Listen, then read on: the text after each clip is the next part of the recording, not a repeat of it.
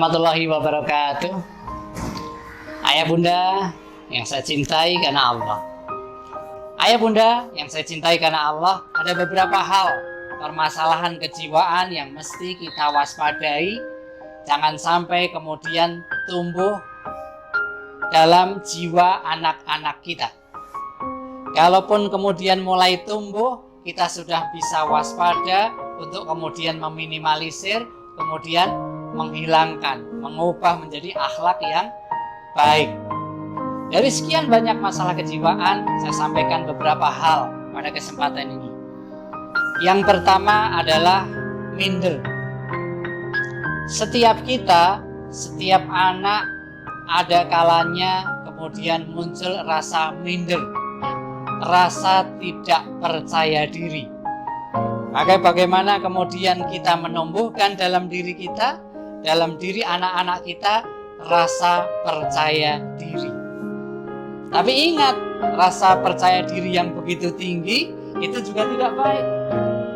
Maka yang perlu kita lakukan untuk menumbuhkan rasa percaya diri itu adalah dengan menanamkan keimanan kepada Allah. PD, percaya diri, ini harus muncul dari PA, percaya Allah. Ketika dia meyakini bahwasanya Allah menyukai hal-hal yang baik, maka dia terdorong untuk melakukan kebaikan-kebaikan itu. Meluruskan niat, mencari ridha Allah, mencari pahala dari Allah, jaza, balasan dari Allah, bukan dari manusia. Maka celaan, bulian, kritik tidak menjadikan dia menurun semangatnya. Dia tetap bersemangat, tetap percaya diri. Dia tidak minder dengan kekurangan-kekurangan yang ada pada dirinya. Laqad khalaqnal insana fi ahsani taqwim. Kalaupun kita melihat kekurangan dalam diri kita, baik secara fisik, ilmu, dan seterusnya, pasti Allah berikan kelebihan yang lain kepada kita. Maka itu yang menumbuhkan rasa percaya diri. Kemudian kita tidak minder. Kemudian anak-anak kita tidak minder. Kita dorong untuk berani berbicara, berani tampil. Caranya gimana? Ketika ketemu dengan teman kita kenalkan anak kita. Begitu juga sebaliknya, kita kenalkan teman kita kepada anak kita. Kemudian terjadi interaksi, berlatih berbicara di antara mereka. Kalau mereka bertanya tentang anak kita, bukan kita, orang tua yang menjawab. Ini kebiasaan yang kurang baik orang tua. Ketika anak kita ditanya, sudah makan belum, kelas berapa, dan seterusnya, tapi kita orang tua yang tidak ingin jawaban yang salah dari anak kita, kemudian kita yang menjawabnya. Ini bukan satu hal yang baik. Ketika anak kita diam, tidak menjawab ketika ditanya, kita mendorong anak kita untuk menjawab.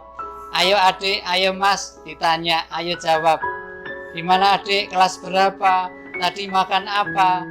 Kita bertanya kembali, memperjelas apa yang teman kita, orang lain tanyakan kepada anak kita. Sampai anak kita itu kemudian belajar berbicara, belajar menjawab, dan seterusnya. Ini adalah cara-cara yang mudah, sederhana untuk kemudian menumbuhkan rasa percaya diri dalam diri kita, sekaligus untuk anak-anak kita. Ayah bunda yang saya cintai karena Allah. Kemudian yang kedua adalah malu. Malu ini merupakan akhlak yang baik di dalam Islam. Perlu kita tumbuhkan di dalam hati kita, hati anak-anak kita. Tapi ingat, yang namanya malu bukan seperti yang kita pahami selama ini, yang kebanyakan orang lain pahami selama ini. Apa itu? Malu berbicara di depan orang lain. Padahal itu kebenaran. Malu untuk meluruskan satu hal yang tidak baik, tidak benar. Malu untuk tampil di depan. Malu untuk menjadi pemimpin, untuk kemudian memimpin teman-temannya, apalagi itu dalam kebaikan. Nah, ini bukan tempatnya malu ada di situ. Tapi malu al-haya sesungguhnya adalah malu kepada Allah. Kita, anak-anak kita ajari untuk malu ketika tidak taat kepada Allah Subhanahu wa taala. Tidak melaksanakan kewajiban atau meninggalkan kewajiban, ya. Atau dia melanggar larangan Allah. Malu berbuat maksiat, malu berbuat dosa, malu dia tidak sholat 5 waktu tepat waktu, malu dia seharian sibuk dengan pekerjaan, bermain, dia malu tidak tadarus, membaca kalamullah, malu dia merasa sibuk untuk sekedar 2 rakaat sholat duha, malu dia hari itu dia belum sedekah, belum senyum, belum berbuat baik kepada orang lain. Nah, malu untuk taat kepada Allah, malu untuk berbuat maksiat, ini yang perlu kita tumbuh syukurkan sampai kemudian Allah lembutkan hati kita untuk kemudian ringan berbuat baik.